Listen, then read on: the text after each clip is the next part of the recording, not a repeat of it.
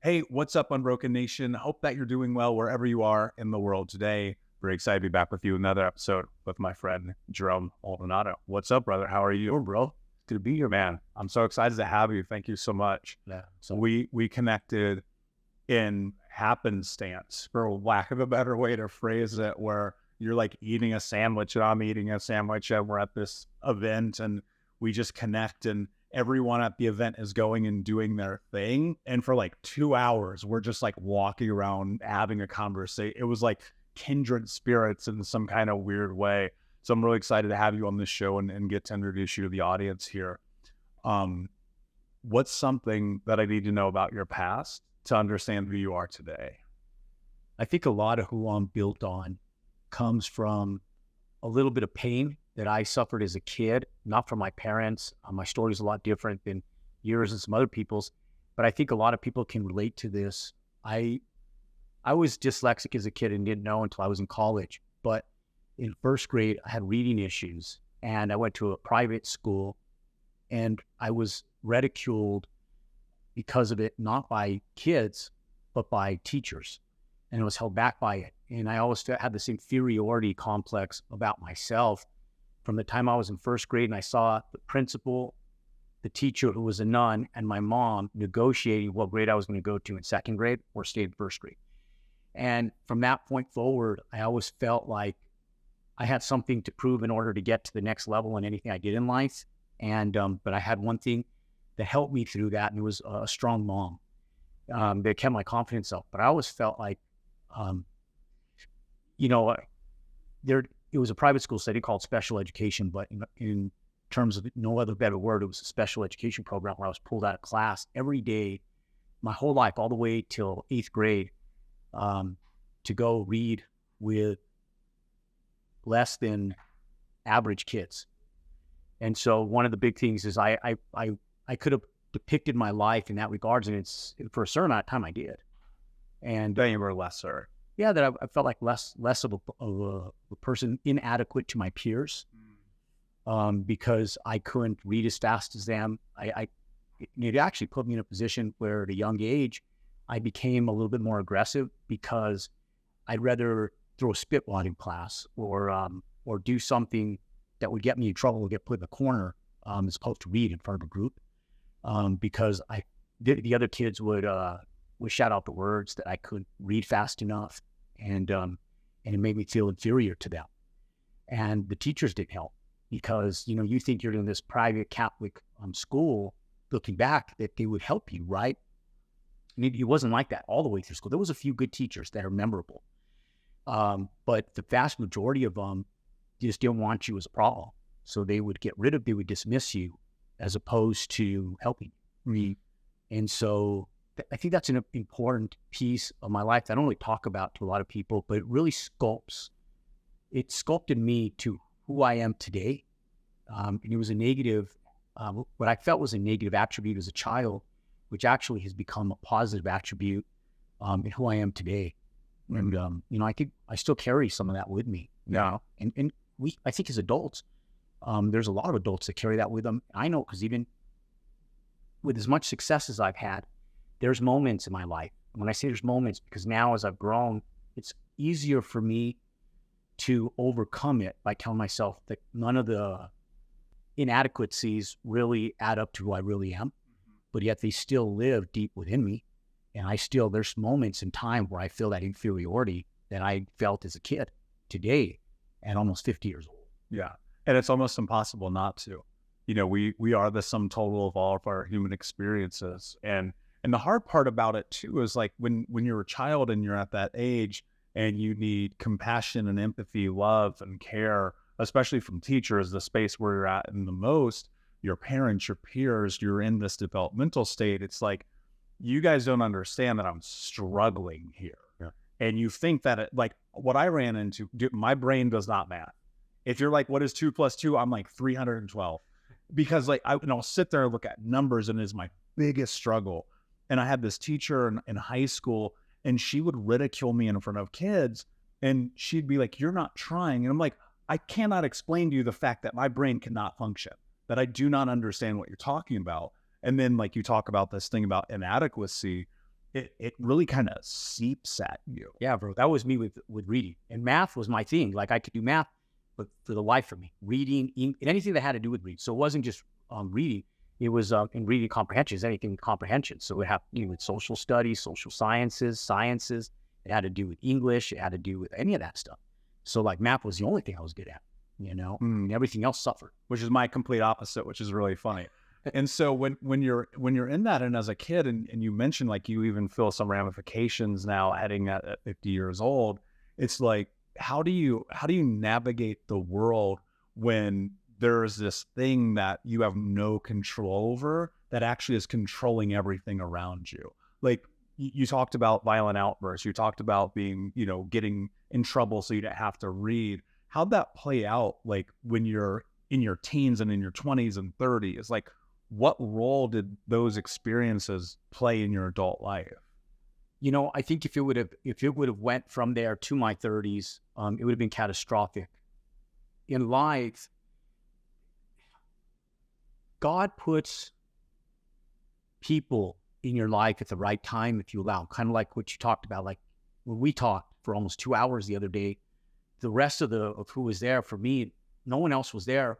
We got so deep in conversation that no one else really mattered. I think that God kind of brought us together for whatever reason, and you're the one that mattered that day in the relationship. In life, I think that God puts the right people in life if you allow Him to and you embrace them.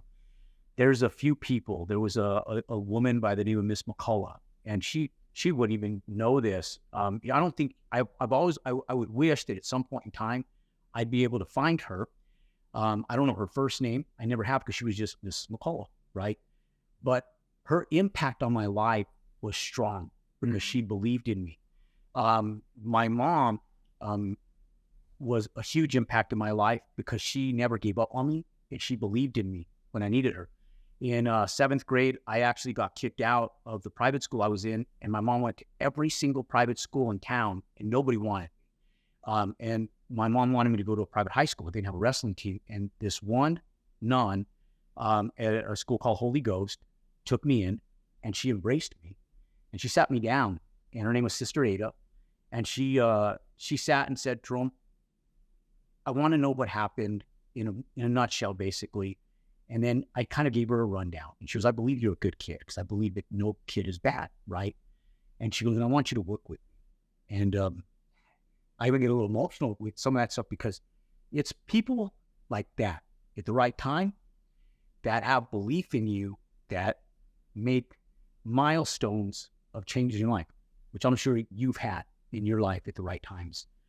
And it was her that day sitting there with me, and her just looking at me saying, I believe in you, that changed where I was going. I was in trouble in 7th grade to going into 8th grade. I didn't want to disappoint. And so I think God put her specifically in my life at that moment to change my direction. And because I could have went down a really bad road, because I was fighting and I was real aggressive. And most of it was because I felt very inadequate in what I was doing, because everybody made me feel that way. And I was just a kid, and I didn't know, I didn't know at that time. I felt like I was to blame for everything, that everything that went wrong.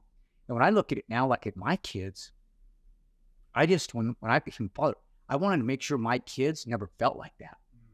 And so that was a real important piece for me, being a dad. And it was like those people that were put in my life that made catastrophic changes for me. It could have been a catastrophic change, but made really positive impacts on me in such a major way that really shifted my life. Me not wanting to let her down shifted who I was. I worked hard at being the best Jerome could be my 8th grade year, because I was still a dumb kid. Sure. With dumb tendencies, but a good kid, My intentions weren't ill and bad. I just was placed to that. So I was like, okay, well, I'm going to be in trouble for everything I do. I might as well do some stuff that I shouldn't be doing, right? And you think like that as a kid, And so that she was put in my life. And then that led me into high school. And it was sports and athletics that kept me driving in that direction. And so my coaches, the people that were coaching me, not letting them down, my peers that believed in me, my goals. I started having goals. So I felt like when I went to a public high school in ninth grade, I wasn't the dumb kid anymore. I was like the kid that was like above average at that point in time. And I didn't know that because I never felt that feeling before. So that little win in my life in ninth grade was huge for me because I was like, damn, I'm not the dumb kid in class anymore. I'm like, I can part up with these people. So I think that a lot of it is God putting you in the right place at the right time, giving you the right circumstances. And I think sometimes people don't embrace it and don't gravitate to it. And the right people at the right time will be presented to you. And I really believe that because my whole life has went in that direction. And I've allowed some of those people at the right times to come in where it's made major changes in the direction of my life. That's so powerful, man. I can trace through so many experiences of not only my childhood, but even in today where it's like the right people just keep coming into my life. And it wasn't always like that. Obviously, this audience knows my story. You know my story. And for a long time, I hated people. Like that would be the understatement of the century, right? I just hated other humans so desperately. All the pain, all the hurt, all the suffering, all the times where I was talked down to or belittled or told you don't matter or you're a loser. But there was kind of always just like that one shining star, like this Miss McCauley, you said, Yeah, that you had. And I had that in Mr. Hollingsworth and Mr. Bush, these amazing teachers. And then I've had it since with amazing mentors, some who are like literal mentors and some are friends, and men like you and Tom Bilyeu and David Meltzer and, you know, other friends. And periodically it's just like, man, all these things just kind of happen where I just kept being open to it. yeah, And I think one of the things that's really difficult when you come through those experiences, because that's traumatic. I mean, obviously you're emotional about it. Like it carries weight with you even into adulthood, which is what I'm always trying to explain to my clients. I'm like, just because you're here doesn't mean this is over. yeah, Right. Yeah. But it's like, if you're willing, I believe this, and this has been probably one of the hardest things I've learned personally. If you're willing to just allow the space to trust people, most of the time they're not going to let you down. Yeah. And I believe in that. You know, I think that most people genuinely are good. I agree. I've met more good people. Instagram won't tell you that though. No, but social media won't tell you that. They condemn you for the smallest things, and then there's a lot of haters out there. And I think that those haters are really they're bleeding internally in their own problems and traumatic issues that they have in their lives. And you know, like that stuff made me stronger. You know, these people, you know, people go through this stuff, and their solution to their pain is having other people feel pain. One of the biggest things that I think I've learned over the course of time is when I get people around me that are doing well, and I ran my businesses like this, I'm hard on them. I'm hard on people. And I'm very critical of them. And part of that is because I'm so hard on myself because of what I went through, I think. But I'm hard on people so much so that sometimes it breaks them before it lifts them up.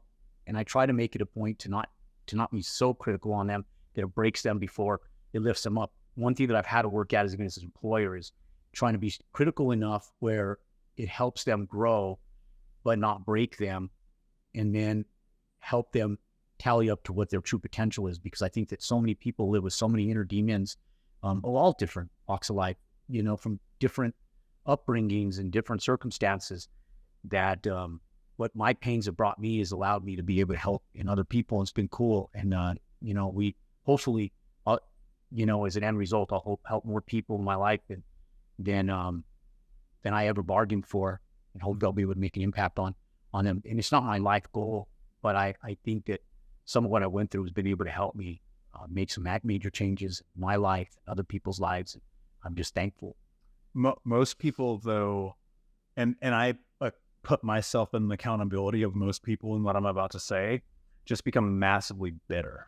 Yeah, they Just massively bitter about the world, about other people, because there is so much suffering. There's a lot of hurt. There's a lot of pain. There's so much of this concept where you don't have worthiness, and we seek it, and like these people won't give it to us. And maybe it's our parents or our teachers or our friends or our intimate partner. And we become bitter and we become dismayed, and we are melancholy and we hate the world. And it's like, what do you do on those days? right? Because in my mind, here's what I relegated it to, very simply put. There's a statement that I make to myself that life is gonna life. And it's just my way of just being like, man, people are gonna suck sometimes. Yeah. But we get so caught up because I guarantee it, you've had employees, and someone who's ran teams for my entire adult life, you've had employees that you pushed that didn't realize like you're pushing them because you see potential, and they hate you. They resent you for it. Yeah. 100%.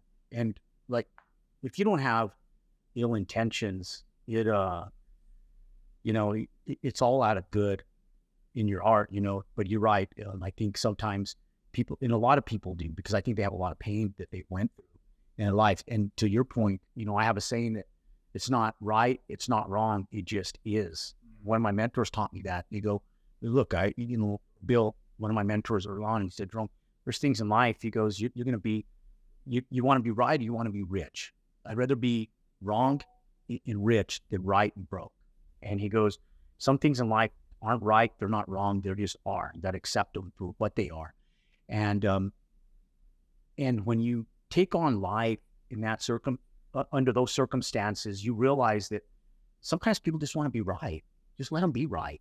And sometimes them being right makes them feel more righteous in their own good. It doesn't make you less of a person. It doesn't make you less of who you are. It just allows them to ante up to what makes them feel better about themselves, And so that's helped me a lot in business. It's helped me a lot even on a personal basis, and in accepting, where you are in things. It's helped me out in business negotiations and lawsuits and everything else that comes along with business. Is just understanding that. And I can even tell my wife this, and it's helped us out even raising our kids, because there's been times where there's been parents or coaches or other influences in our kids' lives where we feel like what was happening to our kids in that moment should be happening to our kids in that moment, and you get like angry because you're a protective parent, right? And I have to sometimes tell my wife, I say, hey, look, I said, they don't even know what they're doing. Like they're not doing it deliberately, like they're not trying to hurt our kids, but they're hurting our kids. So we as parents have to make conscious decisions to get our kids out of a compromising situation and a toxic situation, and migrate them out of it. Because it's not that they're right and we're wrong, or vice versa. That circumstance just is as it sits, and it's how we handle that circumstance that actually is going to depict what the outcome is. And that's life. Like that's everybody's life that's watching. That's your life. Like what you did to turn your life around, that's how you did it. And that's how I did it. And because the situation that I was in, as bad as I make it sound, I had a really good childhood. Sure.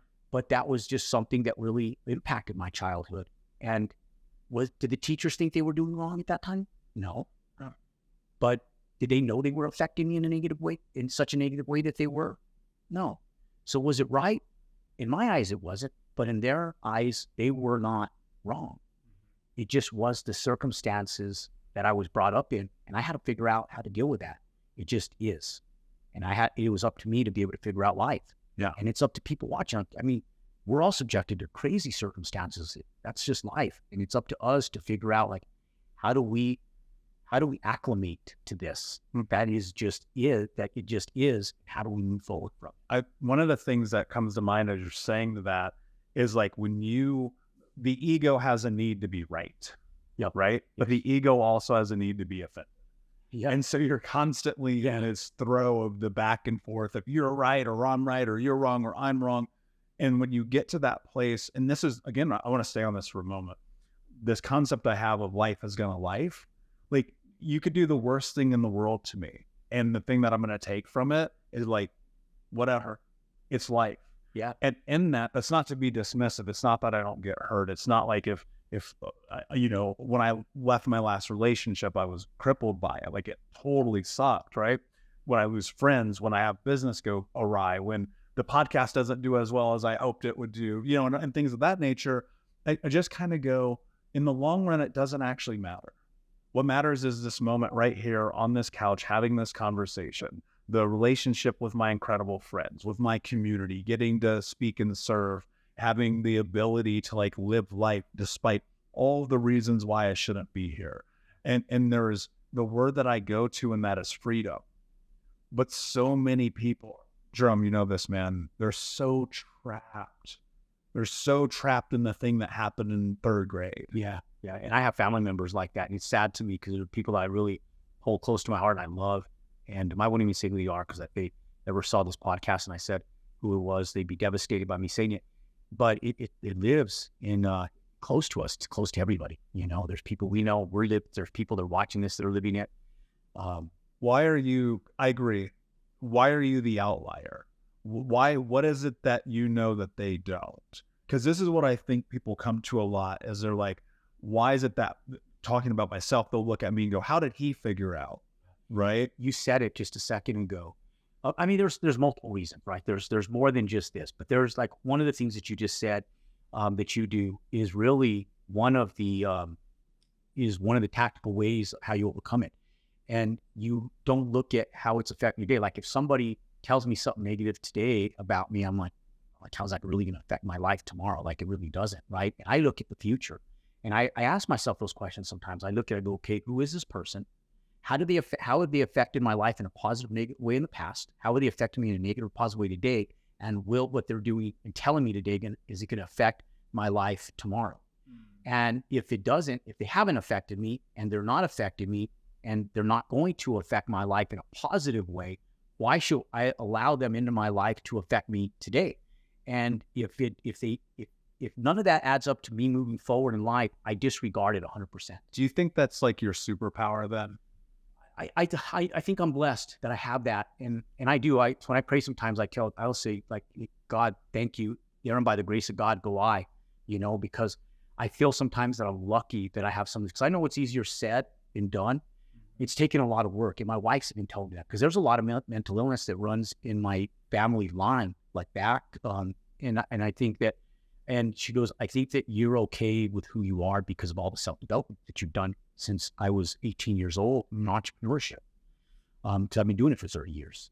And I sometimes ask myself if I'd be a different person if I wouldn't have gotten into this entrepreneurial journey at such a young age and into personal development at such a young age. For sure. And probably 100% for sure, because I've been working on my personal development for 30 years. Dude, here's what I always tell people. Like, do you really want to find out who you are? Be an entrepreneur. Yeah. Right. For sure. And like, it's funny because sometimes people will push back on me. I'm like, I thought your show was about mental health. I'm like, yeah, that's the entire game of entrepreneurship. It's all mental health forever. And then you're like in this forever. But I think that one of the really interesting parts about the personal development journey is as you grow, you watch everything around you grow. Yeah. And you got into it very young, which I think is absolutely phenomenal. Like you had a child. I'm going to call him a child because he's still 17. And when you're 17, you're a child. I don't care what you say. You're stupid. You are stupid. But you had a kid. I was speaking at your mastermind. And you have all these incredible entrepreneurs in there, paid a ton of money to be with you. And there's this kid, 17 in the room. And bro, my first thought was like, bro, if I was in that room when I was 17, I'd be a freaking billionaire right now. And so my hope is like, here's what's interesting. Children are so open to receiving. Yeah, they are. Even at that age, at 18, 19, 20. And we have adults. I know the average person listening to this show, like 40 years old. Right? I'm heading into my 40s. I'm getting there. I've been on a personal development journey for 13 years. And it's like, even still, man, I'm like bashing my head against the wall because I'm like, you don't get this still? Like we're missing the boat here. What do you think people need to do to really take advantage of personal development? They need to get rid of the negative people in their life. And this is the hardest part for people. It was hard for me. I still battle with this sometimes. Like I talk about how good and how my mom was to me growing up and how she was my backbone. But then as I was an adult, my mom and dad also became my crutch. And my mom and dad, I'm lucky to have my parents in their mid 70s still healthy. And I love them to death. And God bless their hearts. But there's people in your life you have to rid of either long-term or temporarily, or certain aspects to get to where you need to get, and you need to make sure that you're not selfish when you're doing it. And because let's go into that. How do you not be selfish while you do it? No, I'm sorry. you need to be selfish. You need to be, okay, yeah. I thought that might be where you were going, because I was like, how do we navigate that? Yeah. So when you're going through this, you have to be selfish. And I've told people this when I'm training. I'm saying, look, I'll tell them in front of a room when I'm working with people, I know they're at this spot. I'll tell them, look, this time right now, ladies and gentlemen, it is time for you to be greedy and selfish, because I was always taught that a drowning person can't save another drowning person. And so if you're out in the middle of the ocean struggling to stay alive, you can't help nobody. You got to help yourself first. You got to get on dry land. And so if you're being affected emotionally by people that are around you, and you know what's hard is the biggest thing is it's the people you love. It is your parents a lot of times. Sometimes it's your spouse. Yeah. You know, like entrepreneurship, when you've already been married for a long time, is hard sometimes, because you might be growing and your wife might not be, or vice versa. You know, and it's hard. You know, because I don't know. I tell anybody, well, you're growing at a different pace, divorce them. You know, like that's the opposite of what you want to do. And you may find that your spouse may never embrace your journey. So one thing that I was blessed with was I was just a single man, no kids, taking on this journey. But one thing I was very adamant about when I met my wife was the direction I was going. And she, so much so that as we grew together, she became a little bit bitter at a certain point in time in our relationship, because all relationships go through ups and downs.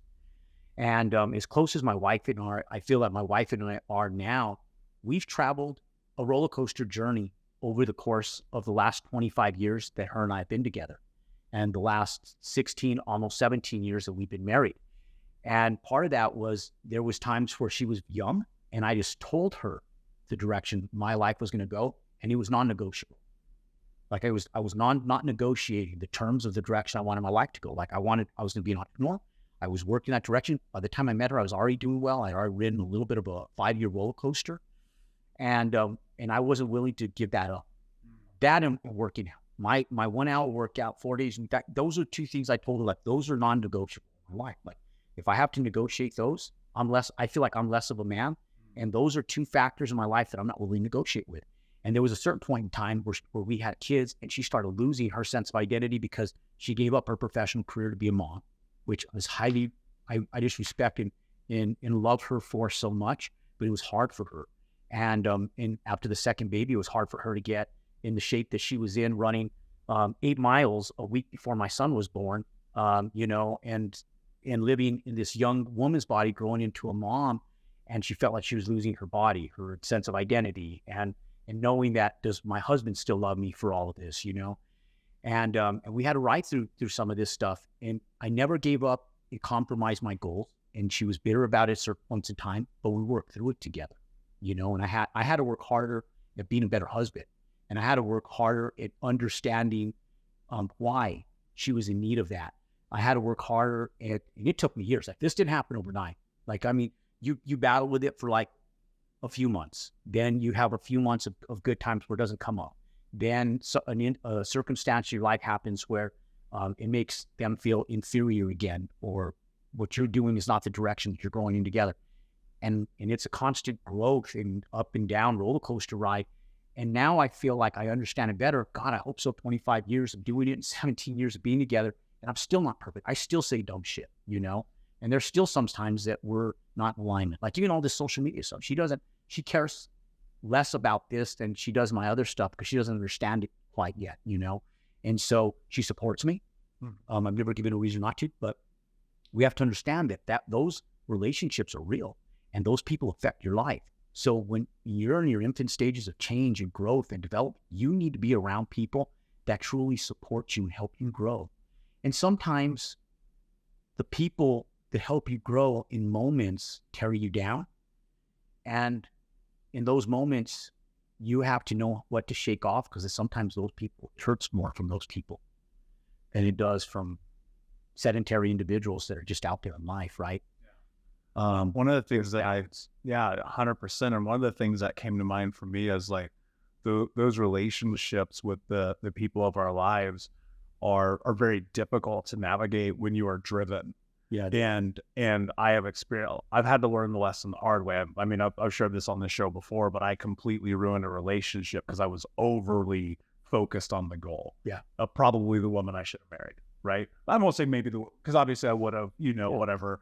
But my point is, like, I got so zeroed in on money at 25 years old, and everyone knows I lost all the money, right? But if I would have been focused differently, things would have been different with that woman.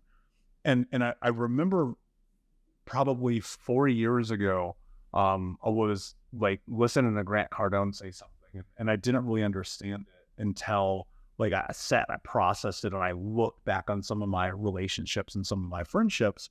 And he said the reason why he knew he was supposed to marry his wife is because one day he told her, I'll give up anything for you except my dreams. And she said, I wouldn't expect anything less. And what I realized in retrospect, looking at that woman that I was with in my 20s, it was, I will give up literally everything of all time ever to have you.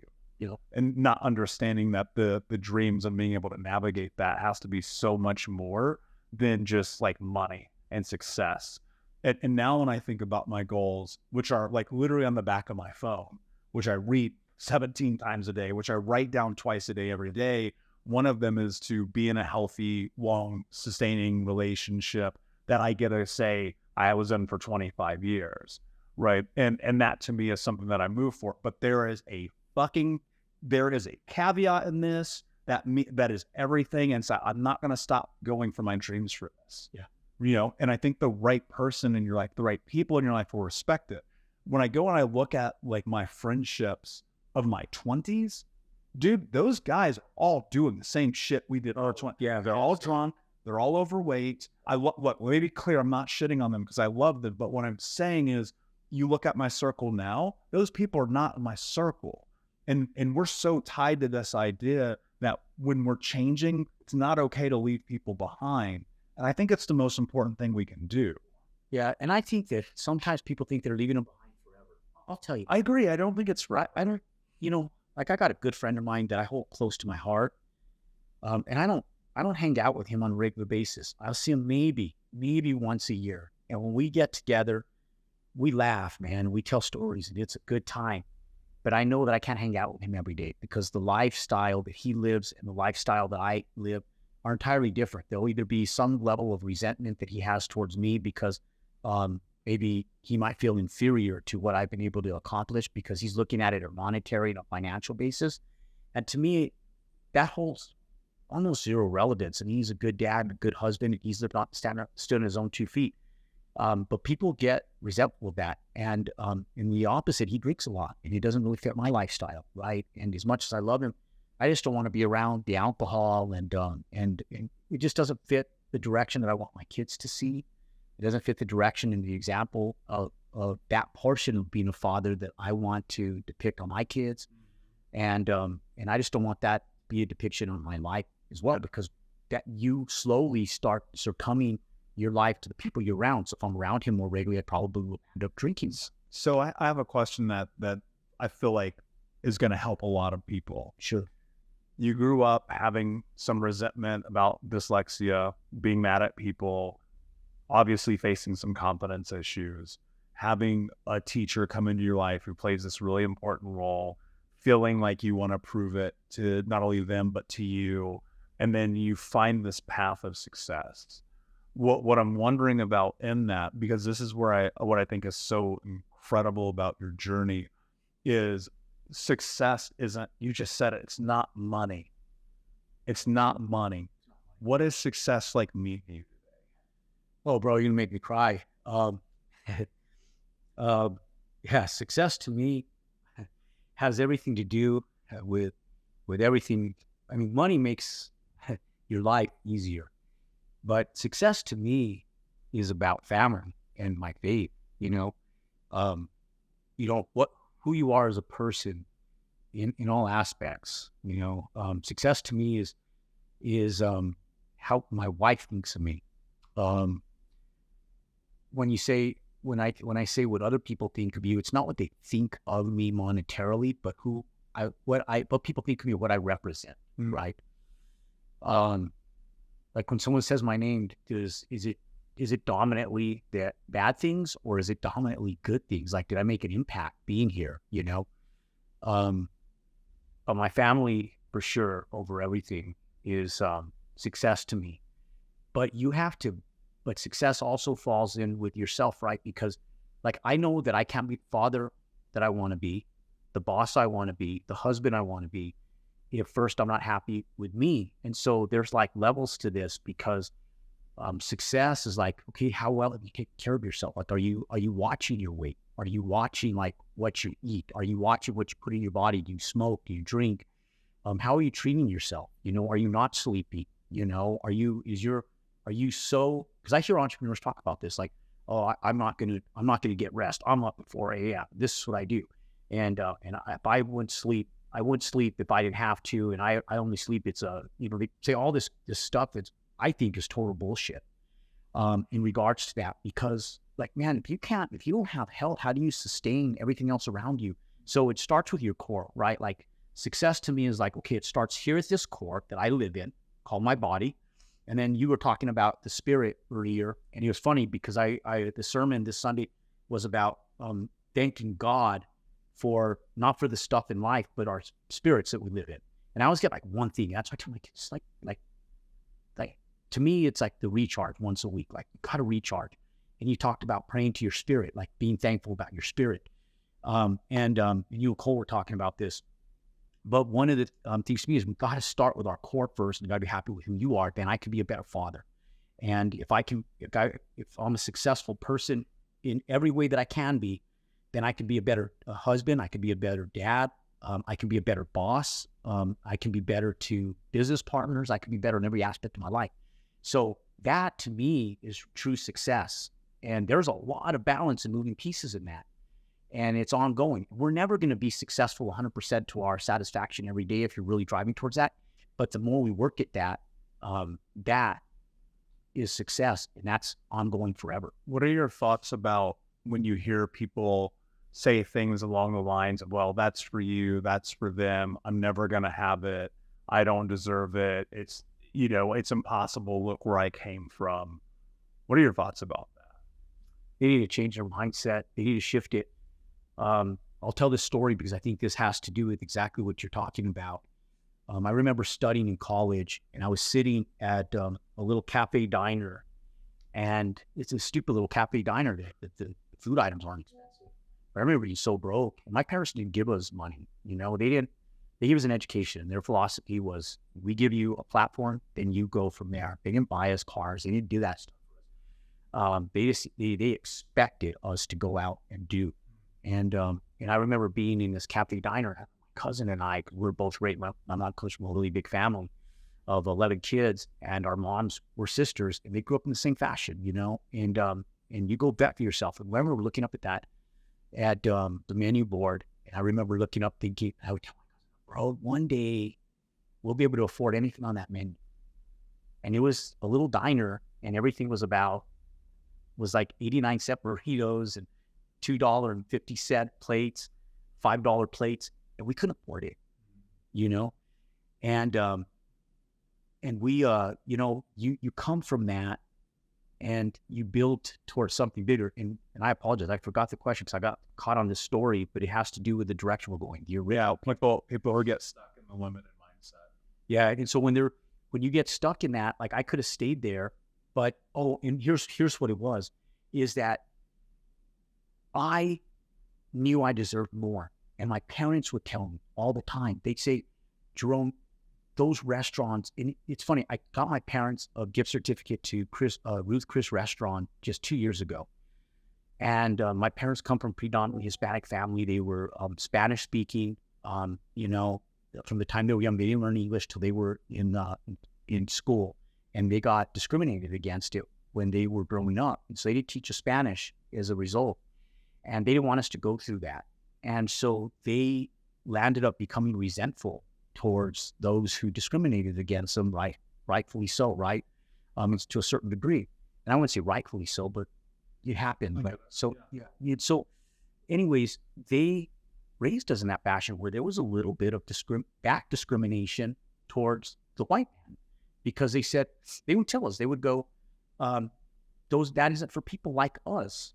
That's for those types. So dangerous. And so much so that they still are like that today. Like, I got them a gift certificate, and it's Ruth Chris restaurant, for God's sakes. But they got there. I said, hey, how was dinner? You know, a couple of weeks later when I saw them, they go, oh, you know, my guy was like, oh, there's all those fancy people, those fancy rich people in there, you know. They still to this day don't believe that they're worthy enough to go to sit down, you know, Ruth Chris, to sit down and have a dinner. So we were raised like that. And you know what drove me? You know what really drove me? Is I sat back and I go, I'm taught on one end, going to Catholic school, that we're all born equal. That God made us all equal. But yet I'm being told by my parents that they're like the better things in life that I think, like the better foods, the better travel, aren't for people like us. It's for people like them. And yet they're resentful to those same people. Why? And so I wanted to prove to myself that if we were truly born equal, why is it that I can't have the better things in life? Why can't I go have a Wagyu steak or a sushi dinner or whatever it was at that point? Why was that for the white man that I was taught that? I feel like I was born equal. If I was truly born equal, then I should be able to get it. That drove me. Yeah. I resonate with that so much, man. Like that's what drove me to that first $1 million. Yeah. I mean, obviously I lost it all because I got all the things. Because I had the car and I had the closet and I had the shoes and the $500 dinner. You got to think, this is 20 years ago almost, yes. Right? So like I'm 21, right, 18 years ago. So I'm like 21 and I'm eating $300 dinners a couple times a week. That's like $1,000 dinners today. And I was like, yeah, I proved it to everybody. But the problem was I just didn't have clarity about it. I didn't have clarity about like, why do I want this? And what I've come to realize now, and to me, I agree with you. I don't think success is money, but money is a really beautiful thing that will allow you to take care of your health, take care of your family, take care of your people. And, you know, I took my brothers and my ex-partner to Tony Robbins. That was a 5-figure event out of my pot. I spent everything for them because I wanted to expose them to that other side. And I think sometimes you just need to get exposed to a little bit, right? Yeah. And this journey, this healing process, this thing with Think Unbroken, everything that we're trying to do is just exposing people because we grow up and people go, I can't have self-love and worth. And I go, yes, you can. You can. And you know, don't you feel sometimes that that exposure is also dangerous to them sometimes? And let me explain why. And just let me know if you've experienced this, you know. We're our own biggest demons, I feel like. We ourselves hold ourselves back from what it doesn't have to do with anything more than our own inadequacies and the syndromes that come along with that. You know, one of the big things is, you know, we're so hard on ourselves, we hinder our own ability to succeed time and time again. And one of the big things is when you expose somebody to entrepreneurship or self-healing, they have to admit that there's something wrong with them. Yeah. And most people aren't willing to admit that there's something wrong with them. And that's a big problem because they're in denial. It's just like an addict or anybody else. So much so that I remember when I was 21 years old, I was living in Virginia. One of my closest friends I was trying to get him to go in the same direction I was. And his mom called me and said, stop. She literally called me in my office in Virginia. And she goes, Jerome, you need to stop giving my son those books. And I said, what books? It was Think and Grow Rich, How to Win Friends and Influence People. Insane. In his book. And I go, are you kidding me? I'm not feeding your son drugs. I'm giving him success books to make him better. Well, do you know that it's okay for them to have normal jobs? Like what you're doing isn't for everybody. And I said, I get that, but I'm trying to make him, you know, he's my best friend. I'm trying to make him better. And she was resentful to me for trying to make her son better because she wanted to make sure that her son understood that it was okay to be average. It was okay to be normal, that there was nothing wrong with him, that my direction was the wrong direction and that her direction was the right direction as a mom. And I think that there's a lot of resentment from people because they have to truly admit to themselves that a little piece of them is broken. And most people are not willing to admit the fact that there's a portion of them that's broken from their upbringing and they're in denial. Yeah. And that's a hard truth because, you know, you hear that and I think to myself, she probably would have preferred you were giving him drugs because I think the most dangerous thing someone can have is an open mind to possibility. Yeah, I think so. Because then they open a door for failure. That's right. And that's so scary. Yeah, it's scary. Dude, I mean, I'm telling you know, what's funny, man, I was thinking about this. I always get nervous before I speak. You know, it doesn't matter. I've spoken in front of 10,000 people. I've spoken in front of 2. I text you before I came to speak at your mastermind. I'm in the hallway, like gathering my thoughts because I get super nervous, right? Yeah. you would never know. Like people see me up there and they're like, this dude's a natural, whatever. But what they don't see is like, I put this idea in my head, like one day I can do this. Yeah. And I just started doing, but the failures were massive in the beginning. Massive. And I was just like, okay, cool. I'm going to learn from this. Oh, I made a mistake there. Okay, cool. When I said this, maybe I should have did that because that's where I get the laugh. Oh, over here is where I get the tears. Over here is, and it was just like, I took those failures and I built on them. And my hope is that people will just start building on the failures, because I think failure is a great foundation. Yeah. Because you're only going up from there. Yeah. Well, and I did that. I spoke in front of a group one time and I talked about that. I said, let me ask you guys a question. If I put up a thought right now, and you could try anything in life and nobody around you knew, and you could see anything that you were doing, and you had the endless ability to fail and fail and fail and fail, and nobody was going to judge you, would you try more? Would you do more? Would you go after things more, knowing that you weren't going to be condemned? Because it isn't their fear of failing that is the true fear. It's the fear of judgment that is the true fear. And almost 100% of that room said, absolutely, I would do it. And I said, when you become that confident in yourself is when you'll succeed. That's right. The hardest part about what you just said is everyone is always going to say yes to that question. Yeah. And 2% of people will ever actually take the step. And that's why there's the stats. And I'd say, that's what they say, 3% of the 3% of the population controls 95% of the wealth in the world. And the other 5% is shared by 97% of the population. And it's because of that statistic right there.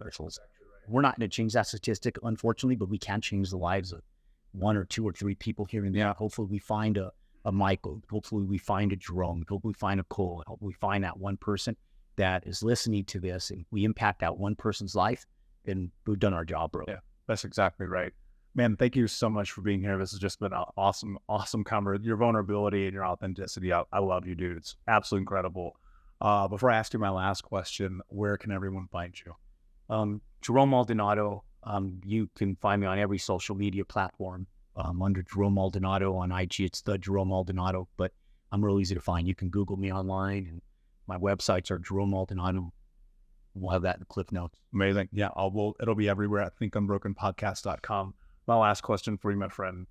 What does it mean to you to be unbroken? Oh, I was thinking about that when you asked Cole a second ago, and I didn't want this question. I wanted it to be more organic, so I kind of just exited it out of my mind. Unbroken has to do with your life spirit to me. Like when you can't be broken down by life circumstances, because I think at moments we all feel broken down. We have moments that we all feel a little beat up. We're tired or hungry or whatever it is. Life just has a way to beat us up. Being unbroken is when you have all your pieces in life put together. And for me, my kids, my family, business, my faith, my health, everything's in alignment. But it's not just when that stuff's in alignment. It's when things go bad, when you have so much control of your life that nobody and no life circumstance can break you down and subject you to anything more than what you are right now. And so to me, being unbroken is having the innate ability to be strong enough to have a direction that follows your true life of where you ultimately want to be. And for me, this has to do really with family and freedom. Really said, my friend.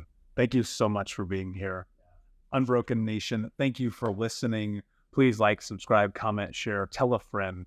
And remember that when you do, you're helping other people transform trauma to triumph, breakdowns to breakthroughs, and others just like you to become the hero of their own story. And until next time, my friends, be unbroken. I'll see ya.